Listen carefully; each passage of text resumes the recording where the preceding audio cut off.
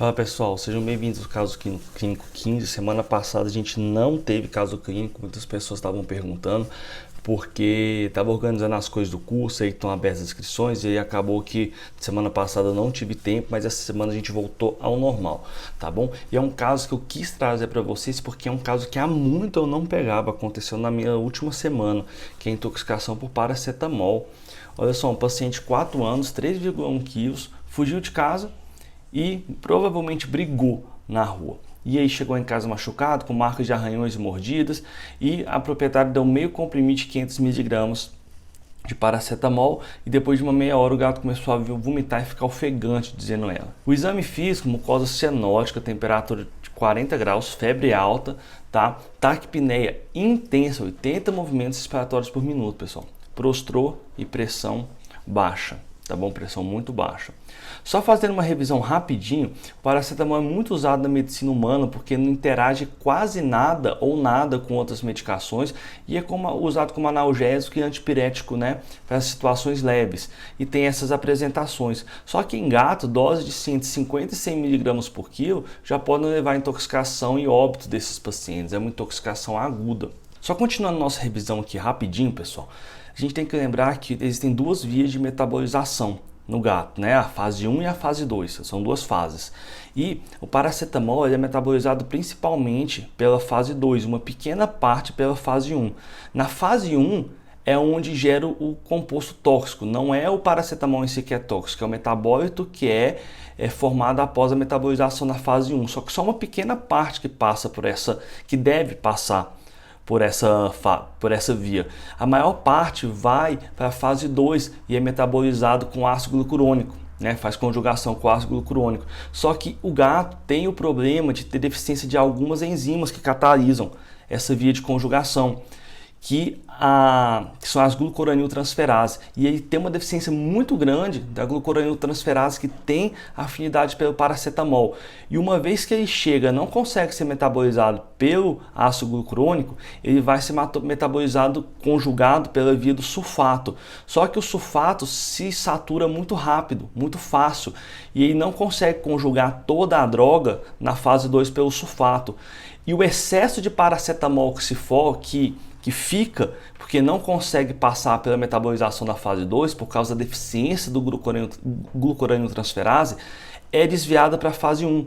Então no gato, o que era para ser pouco desviado para a fase 1 e que formaria o metabólito tóxico é muito, porque o gato tem essa deficiência de glucoraniltransferase e a via do sulfato se satura muito fácil. Então o que acontece vai formar muito metabólito tóxico no gato, tá bom? Isso aqui é só pra gente fazer uma revisão rapidinho para vocês lembrarem, tá? E aí o metabólito tóxico, qual que é o efeito tóxico? Para começar, ele vai oxidar a hemoglobina em metahemoglobina. E a gente sabe que a metahemoglobina não transporta oxigênio. E o gato tem menos metahemoglobina redutase, que pega a metahemoglobina e reduz de volta para a hemoglobina reduzida, tá bom? E aí, infelizmente, esse gato tem deficiência de transporte de oxigênio. E por causa disso, ocorre a formação dos corpúsculos de Hens. E quando os macrófagos detectam isso, eles fagocitam essas hemácias e acaba gerando uma anemia hemolítica intravascular, né? Por fim, esse metabólito tóxico ele é extremamente hepatotóxico. Ele causa lesões oxidativas graves no fígado. Então são esses três problemas que esse metabólito tóxico causa no gato. A gente tem que lembrar que o que mata o gato, principalmente no momento inicial, é a dificuldade de transporte de oxigênio, tá? Formação aguda de metahemoglobina. E dependendo do tempo que você entrar com tratamento, você vai ter lesões hepáticas irreversíveis. Mas o que mata no primeiro momento é a falta de oxigênio, tá bom? Então, qual que é o tratamento? Para começar, a gente tem que fazer lavagem gástrica nesses pacientes, como foi feito no nosso paciente. Então, a gente tem que fazer nas primeiras 2 horas. Por quê? Porque depois de 2 horas, todo o fármaco já foi absorvido. Então, não adianta mais você fazer lavagem gástrica, tá bom? Você só vai perder tempo. Aí você tem que entrar para começar com o antídoto, que é a acetilcisteína, né, oral ou endovenosa. Já vou falar para vocês que se você tiver endovenosa, faça endovenosa, porque alguns estudos já estão relacionando que se você tiver que fazer o carvão ativado e acetilcisteína oral, o carvão inibe a absorção da acetilcisteína, embora seja indicado, mesmo que o carvão ele atrapalha a absorção da acetilcisteína, ele é indicado se feito nas 2 primeiras horas, tá bom? Você faz 140 miligramas numa dose inicial e segue com 70 miligramas oral IV a cada 6 horas por 36 horas, tá bom? Aí vem a questão, quanto mais cedo você fizer a acetilcisteína, melhor. O melhor efeito dela é quando você faz até 8 horas, tá bom? Porque a partir disso, as lesões hepáticas começam a ser mais graves.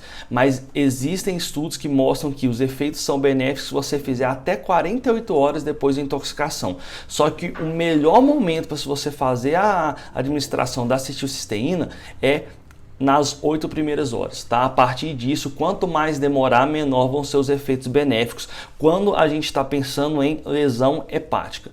E a gente tem que fazer o tratamento sintomático, manter a pressão do paciente, suporte nutricional, tratar os vômitos, hidratação desse paciente, saturação de oxigênio. Aqui você vai ter que olhar a saturação de oxigênio desse paciente, porque aqui não é, infelizmente, você colocar uma máscara de oxigênio, porque não adianta você dar oxigênio se o oxigênio não consegue ser transportado. Então, como que a acetilcisteína vai agir nesse nosso paciente?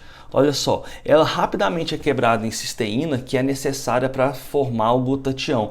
O glutatião, pessoal, ele é o mais potente antioxidante que a gente tem. Então, uma vez que ela entra na formação do glutatião, ele entra na reposição das reservas. Na hora que você repõe a reserva de glutatião, ele é oxidado no lugar da hemoglobina dos hepatócitos, por isso a ação antioxidante. Então, ele reduz o efeito tóxico do NAPC, que é o metabólito tóxico do paracetamol. E ele é uma fonte externa de sulfato. Lembra que eu falei para vocês que a via do sulfato ela é facilmente exaurida, ela acaba muito rápido, então é uma fonte externa de sulfato que vai entrar na metabolização do paracetamol que ainda está livre, tá bom? Não deixando ele ir para na metabolização de fase 1, que diminui a formação desse metabólito tóxico. Tratamento também com vitamina C, 30 mg por quilo a cada 6 horas, auxilia na redução da metahemoglobina na hemoglobina. Lembra que o gato tem essa dificuldade que eu falei? Então ele auxilia aqui, pessoal, ele ajuda nessa transformação, tá bom? E ele reduz um pouco a ação do metabólito tóxico, porque ele reduz o metabólito tóxico de volta para paracetamol. Então ele dá um tempo para você repor a reserva de glutatião com o acetilcisteína para diminuir os efeitos tóxicos desse paciente.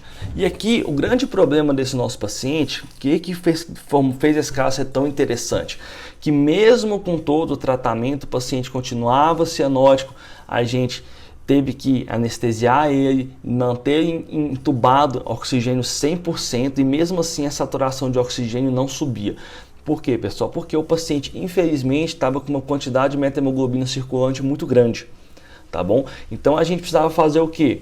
Transfusão de sangue. Infelizmente não dava tempo da gente esperar as medicações agirem, a vitamina C e a acetilcisteína agirem. Ele não ia aguentar, a gente tinha que fazer a transfusão sanguínea, tá bom? As lesões nos órgãos alvos por falta de oxigênio já iam ficar muito grandes. Só que quando a gente foi testar, o paciente era do tipo B, e todo mundo aqui sabe como é difícil encontrar doador do tipo B. E aí foi demorando, pessoal, a gente não conseguia, testou assim infinitos gatos, não achou nenhum doador do tipo B e o paciente veio a óbito, porque a gente não conseguiu uma bolsa de sangue e não conseguiu repor o transporte de oxigênio desse paciente. Mesmo com todas as medicações, com todo o tratamento, não deu tempo, né?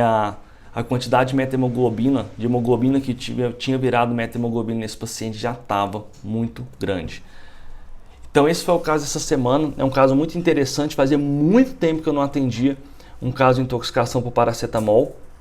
Tá? E foi um caso muito difícil e a automedicação está diminuindo cada vez mais. Eu vejo que os proprietários, se ele digitar paracetamol gato no Google, ele vê que é tóxico. Então é raro a gente encontrar pacientes com intoxicação por paracetamol, mas é importante que você saiba tratar. Então aqui tem um resumo rapidinho de como que você trata esse paciente se chegar a uma intoxicação por paracetamol para você no seu plantão.